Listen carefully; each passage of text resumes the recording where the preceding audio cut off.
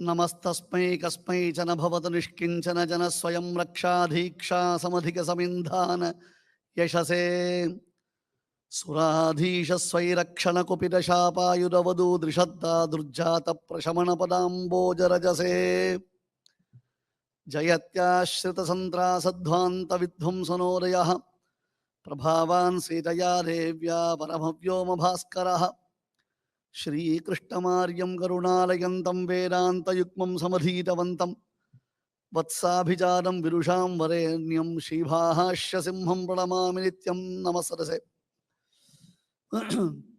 ஸ்ரீராமனுடைய திருக்கல்யாண குணங்களை நாம் எல்லோரும் சேர்ந்திருந்து ஸ்மரிப்பதற்கு ஒரு பெரிய சந்தர்ப்பத்தை ஏற்படுத்தி கொடுத்திருக்கக்கூடிய மகனீயர்கள் எல்லோருக்கும், மகனீயர்கள் இப்படி ஒரு குழு எல்லாரும் சேர்ந்து ராமகுணங்களை அனுபவிக்கிறதுக்கு எல்லா விதத்திலையும் காரணமாக இருந்த எல்லோருக்கும் அடியனுடைய அனந்த பிரணாமங்கள். சாதாரணமாக ராமனை பற்றி ஒரு உபன்யாசங்கள் பண்ணுறோம் அப்படின்னு கேட்டால் ஒரு ஆடியன்ஸ் வருவோம், வந்து உட்காந்துப்போம், அது வருவார் போவார் அப்படின்ற மாதிரி இருந்துட்டு இருக்கோம்.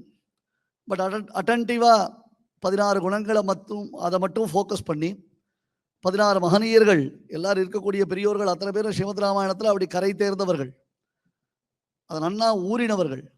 அப்பேற்பட்டவர்கள் சேர்ந்து ஒரு சந்தர்ப்பத்தில் அனுசியூத்தமாக கண்டினியூஸாக ராமனை பற்றி பேசுறதுக்கு ஒரு வாய்ப்பு நமக்கு கிடைச்சிருக்கு. அதில் ஒவ்வொருத்தரும் ஒவ்வொரு விதமான குணங்களை அனுபவிக்கிறான்.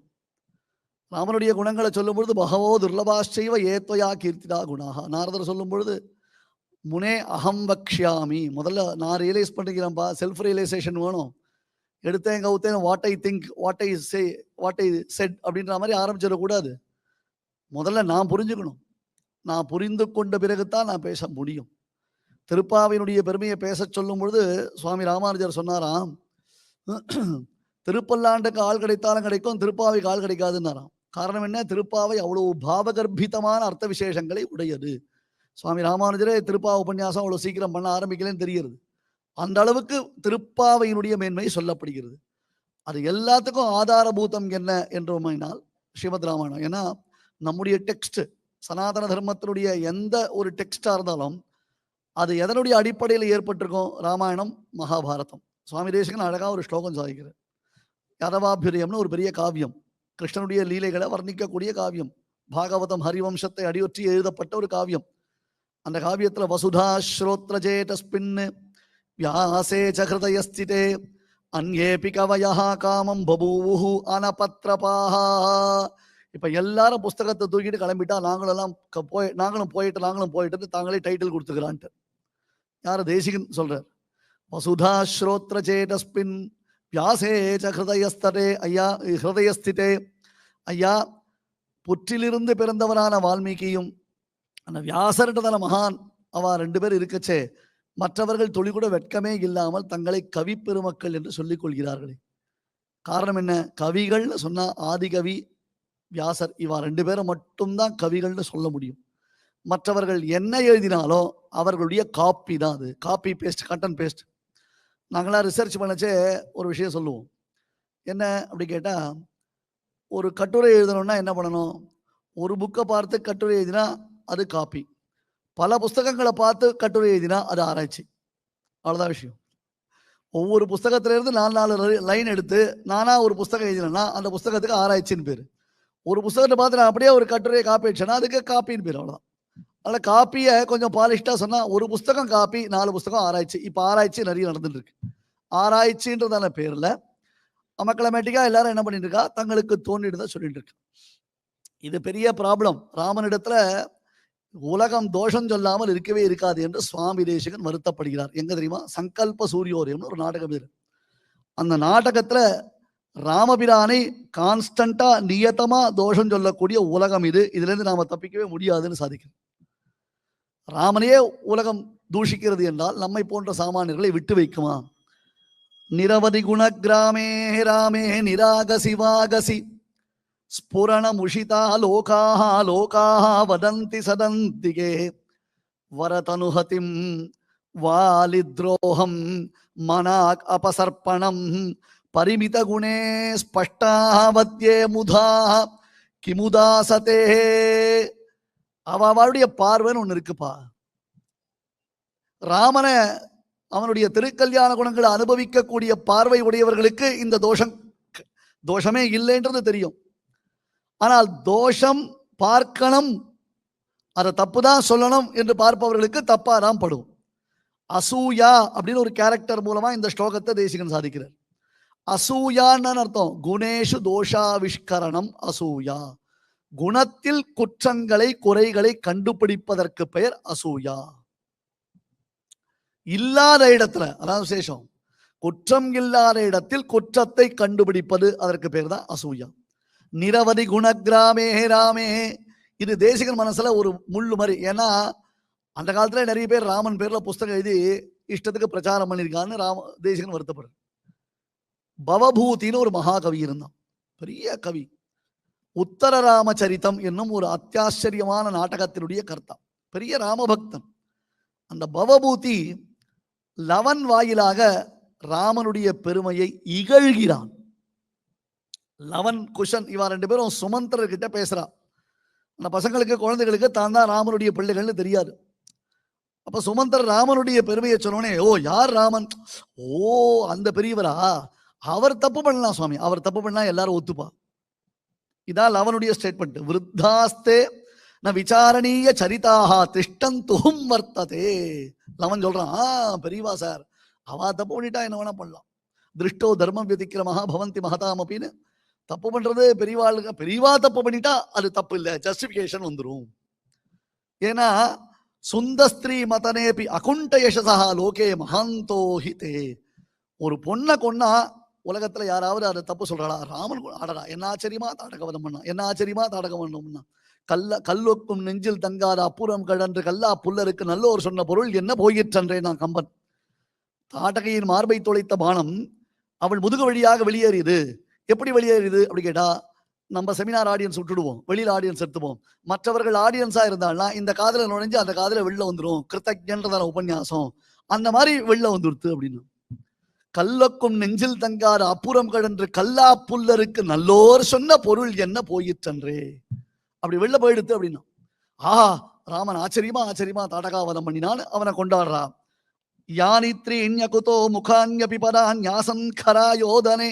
பெரிய ப்ராப்ளம் இருக்கு, கரதூஷண யுத்தம். அந்த கரதூஷண யுத்தத்துல ராமன் 3 அடி பின்வாங்கினான்னு வால்மீகி அழகா எழுதுற. உடனே பிடிச்சுட்டாத, ராமன் பின்வாங்கினான்.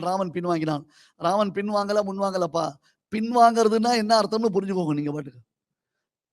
அவன் மேல மாம்சளமா ரத்த ருதிர பெருக்கோட மேல விட வரான். அது ஒரு மாதிரி அக்லி, அது ஒரு மாதிரி அருவருப்பா இருக்கு ராமனுக்கு. அடுத்தது பானம் அடிக்கணும். அந்த அடிக்கிறதுக்கு அந்த ஸ்பேஸ் அவனுக்கு தேவை. பானம் அடிக்கிறதுக்கு ஒரு சர்ஃபேஸ் தேவை. இவன் ரொம்ப க்ளோஸ்ல வந்துட்டா அம்பு அடிச்ச வேகம் போராது. அதுக்காக பெருமாள் பின்னங்காலால 3 அடி பின்னாடி எடுத்து வைக்கிறார். அது யுத்த தர்மம். இதை எங்க பார்க்கணும்னா பீஷ்பஸ்துதியில பீஷ்பர் இதை அக்னாலஜ் பண்றார். அதனால அதை சொல்லுவோம். ராமன் அவர் பெரியவர், வீரர், தோலார தனி வீரன், அவருக்கெல்லாம் நீங்க பேர் வச்சுட்டீங்கோ. அடுத்த தோஷம் அவர் பேர்ல. யானித்ரீன் யகுதோ முகான்யபி பதான்யாசம் கராயோதனே யத்வா கௌசலம் இந்திரசூனு நிதனே தத்ராபி அபிஜ்ஞோஜனா. இப்பதான் அவர் பாலாஜி அவர்கள் ரொம்ப அழகா அதை சொன்னார். எங்க வாலிவதம், கூறத்தாழ்வான் தள்ள அடிச்சுக்கிறார். பைத்தியங்கள் இதுகளுக்கெல்லாம் எத்தனை தடவை சொல்லி, ஒரு தீபாவளி ஒரு சங்கராந்தி வந்துட்டுனா எந்த சேனல் எடுத்தாலும் பெருமாள் வாலிவதம் பண்ணது சரியா தப்பா? வாலியே பதில் சொல்லிட்டு போயிட்டான், அழகா சொல்லிட்டான். ஷராபிதப்தேன விசேதசாமயா. ராமா, அடிச்சடா வேகத்துல, அடி வாங்கின கோபத்துல ஏதோ 2 வார்த்தை சொல்லிட்டேன்டா. உனக்கெல்லாம் தர்மத்தை நான் சொல்ல முடியுமா? நான் பண்ணின தப்புக்கு நீ கொடுத்த தண்டனை தகும் என்று ஸ்டேட்மெண்ட் கொடுத்தவன் யாரு? தண்டனை பெற்ற வாலி. முடிஞ்சு போச்சு சொல்லி. அது இவா கேஸுக்கு சஷ்டப்த பூர்த்தி கொண்டாடிட்டு இருக்கா. இன்னும் பெருமாள் வாலிவதம் பண்ணது சரியா தப்பா? இது பைத்தியங்கள்லாம் ஒண்ணும் பண்ண முடியாது. ஆனா தேசிகனுக்கு மனசுல கொஞ்சம் வருத்தம், இப்படி எல்லாம் வம்பளக்கிறாளே, இவாளெல்லாம் எப்படி கடக்கிறது? நிரவதி குணகிராமே ராமே மனாகசி நிராகசி வாகசி. வாக்குன்றத கத்தியை கொண்டு, வாக்கு இருக்குன்றதுக்காக என்ன வேணா பேசலாம், எதை வேண்டுமானாலும் பேசிவிடலாம் என்று பேசக்கூடாது. பெரியோர்கள் வழி சதாம்ஹி சந்தேக பதேஷ வஸ்துஷு. மகான்கள் ஒரு வழி காமிச்சிருக்கா. இத்தனை பெரியோர்கள் இத்தனை மகான்கள் வழி காமிச்சிருக்காள்னா எல்லாரும் ராமாதிபத் வர்த்தித்தவ்யம் நது ராவணாதிபத்துன்னு சொல்றான்.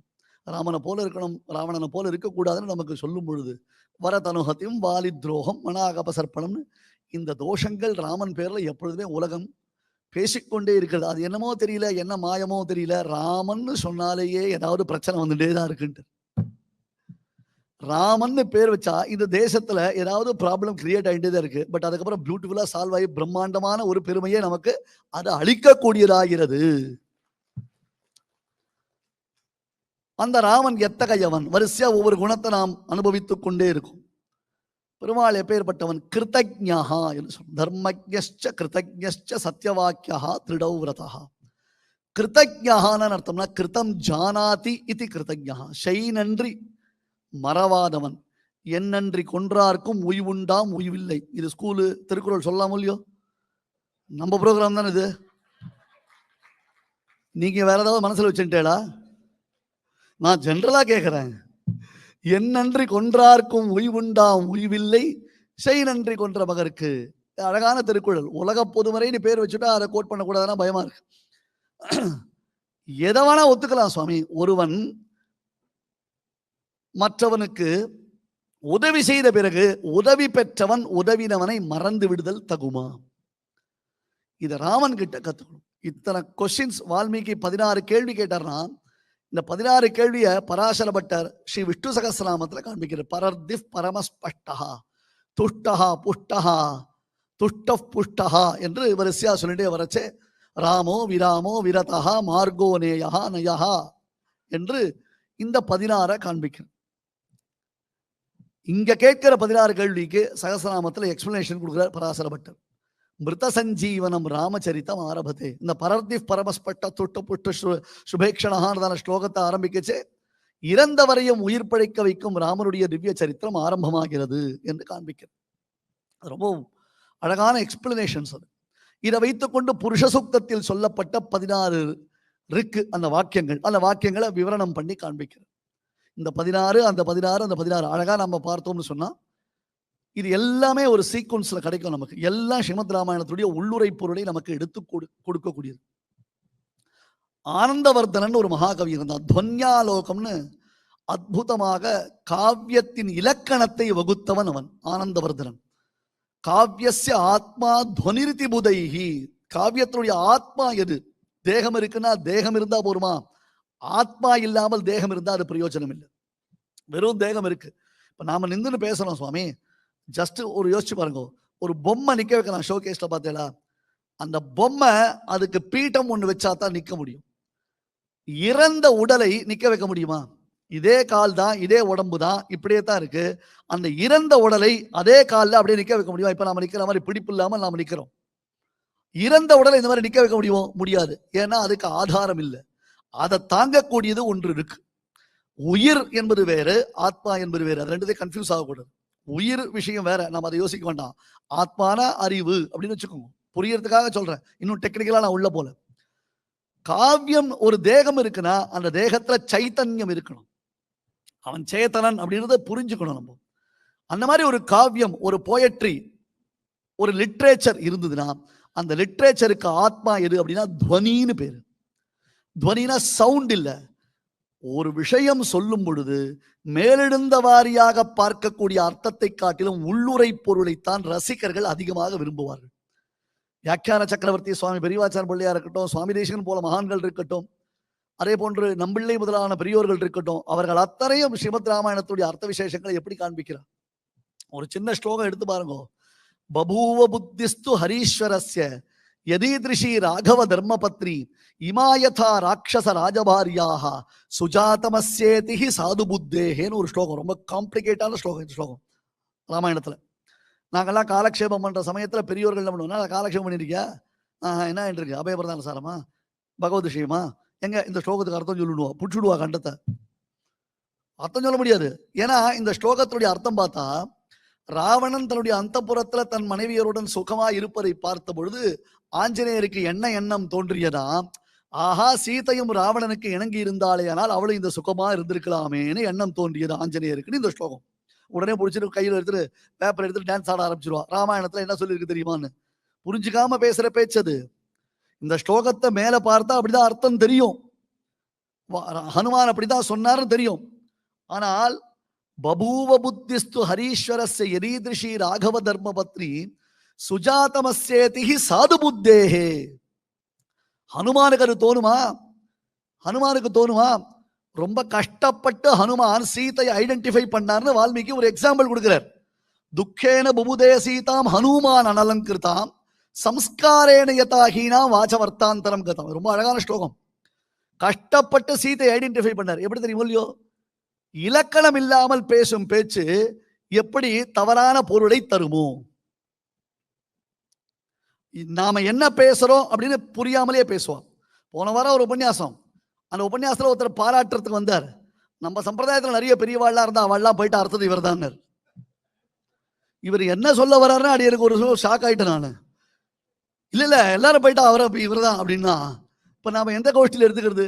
அவர் உணர்ந்துதான் பேசுறாரா இல்ல உணராமல் பேசுறாரான்னு ஒரு கேள்வி வருமோ இல்லையா? சம்ஸ்காரம் இருக்கணும். அதுதான் இப்ப பெரியோர்கள் மறுபடியும் வலியுறுத்தினான். பெரியோர்களிடத்துல காலக்ஷேபங்கள் பண்ணணும், பெரியோர்களிடத்துல பழகணும், அவளுடைய நடைமுறை பாவனையை புரிஞ்சுக்கணும். கையில வால்மீகி முன்னாடி போச்ச பரத்வாஜர் கையில சொம்பு தூக்கி போனார்னா அங்க வால்மீகி ஒரு பதம் போடுறார், அனுஜகாமன். பின்னாடி வந்தார் அர்த்தம், பிருஷ்டதா அனுஜகாமன்னர்.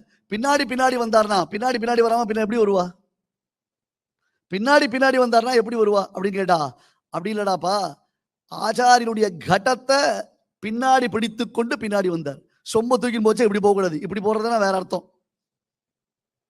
சொம்ப தூக்கின் போச்சே இப்படி தூக்கின் போனா வேற அர்த்தம். சொம்ப இப்படி எடுத்துன்னு போனா அதுதான் ஆச்சாரம். தன் ஆச்சாரியனுடையதான தீர்த்த பாத்திரத்தை இப்படி கையில பிருஷ்டதா அந்த சொம்புக்கு பின்னாடி பிடிச்சிட்டு வால்மீகி பின்னாடி போனார் அர்த்தம். இந்த அனுஷ்டானம் ஆச்சாரியன் கிட்ட பழகினாத்தான் வரும் சுவாமி, புஸ்தகமா தான் வராது. அவகிட்ட சிக்ஷை இருந்தால்தான் வரும், அவகிட்ட குட்டுப்பட்டாதான் வரும்.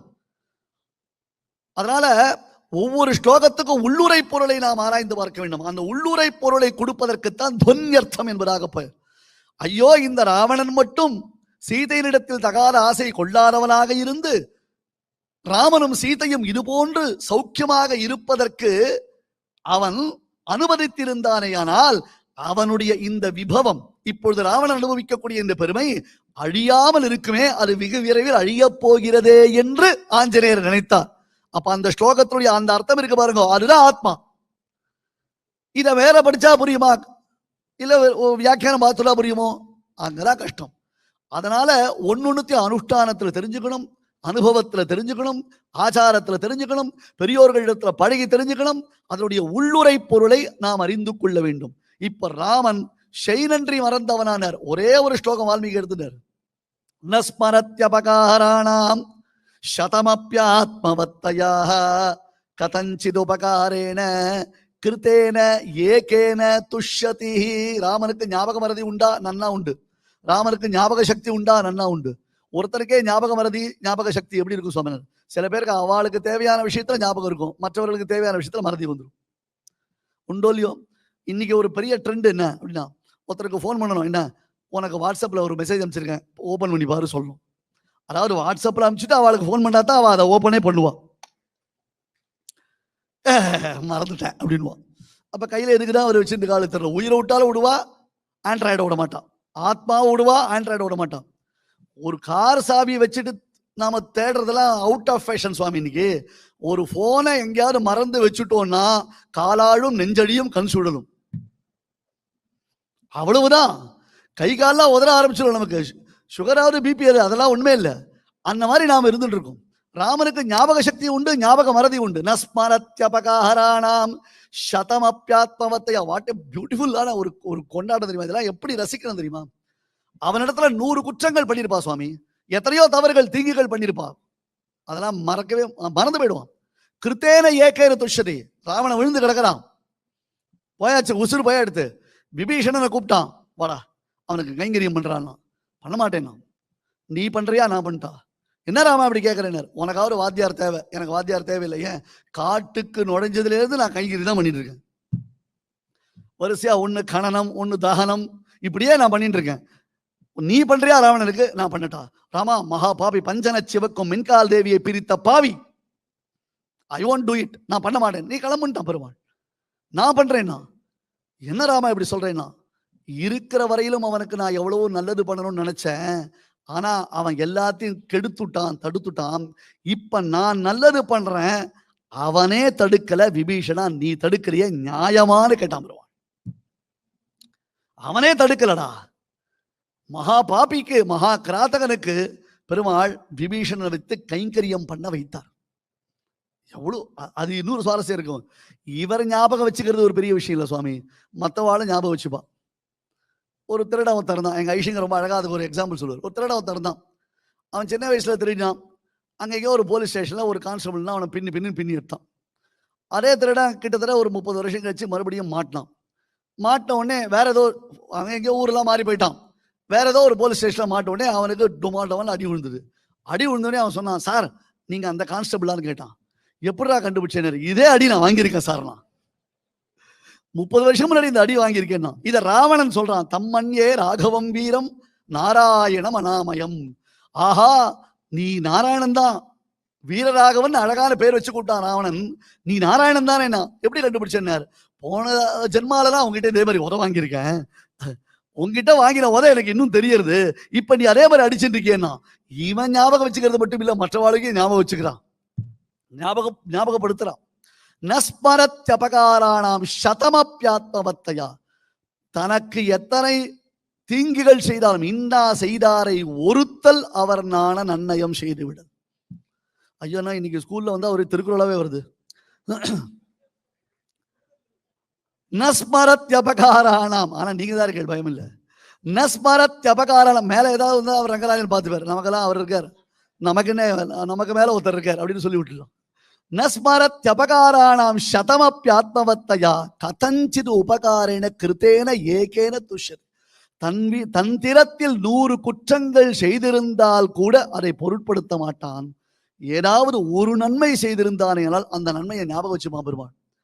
ஒண்ணுமே இல்ல, வாலி செத்து போச்சு, அங்கதான் ராமன் கையில பிடிச்சு கொடுத்தான், பாத்துக்கோ நீ அப்படின்ட்டான்.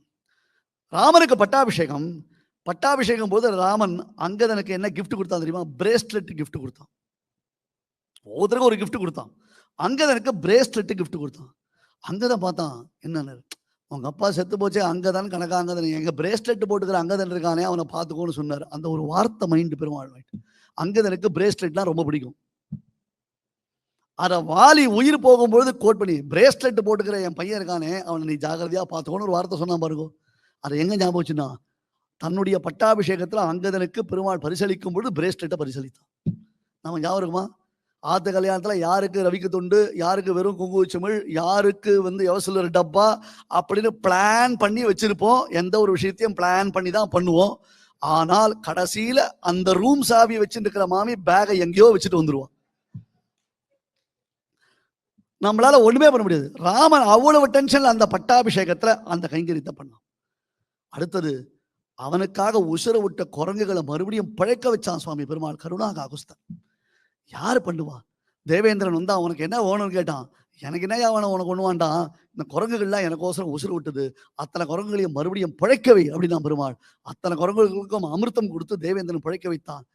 எவ்வளவு ஹிருதயத்துல நன்றி மறக்காமல் இருக்க வேண்டும் என்னும் உயர்ந்த பண்பினை காண்பிப்பவன் யாரு? ராமபிரான். அதனால்தான் கற்பா ராமபிரானை எல்லாம் ஸ்டடி பண்ணணும்னா அவரை ஸ்டடி பண்ணுங்க, தெரிஞ்சுக்கணும்னா அவர் தெரிஞ்சுக்கோங்க, வாசிக்கணும்னா அவர் வாசிங்கோ. அவருடைய சரித்திரம் தவிர்த்து நமக்கு வேற எதுவும் கிடையாது. சாரித்திரேனச்ச கோயுக்தா, ஆல்வேஸ் ஆட்டிடியூட். இன்னைக்கு பிரச்சனையே பிஹேவியர் ப்ராப்ளம் தான். எல்லாம் பர்சனல் வெஞ்சன்ஸ்ல நாம போயிட்டு இருக்கோம்.